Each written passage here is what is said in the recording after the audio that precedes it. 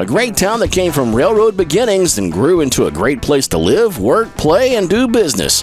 Katy, Texas is this week's Expedition Texas Spotlight City. Well, Katy is here because of the railroad. The railroad that ran through this area was the Missouri, Kansas, Texas. It was a major railroad for its day, but it doesn't exist anymore. It's now part of the Union Pacific system. The railroad was going from St. Louis, Missouri down to Galveston, Texas. In those days, Galveston was a major commercial port on the Gulf Coast, and they were trying to get through there through Texas. And while the railroad may have started things, it was rice that dominated Katy for much of the last century. Rice was introduced to this area around 1901 by a family of German immigrants.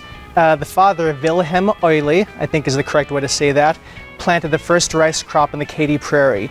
It was only about 17 acres, but it was successful enough that it caught on. And by the 1920s, rice had become the dominant crop on the Katy Prairie. And Katy, Texas celebrates that dominant crop in a number of ways. First and foremost is the Rice Harvest Festival that we have every year the second week in October. It's the biggest event in the city and we look forward to it every year.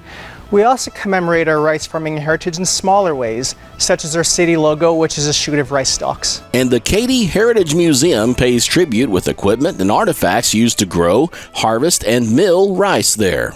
While Katy's history is all around you when you visit, there are plenty of reasons to stay a while.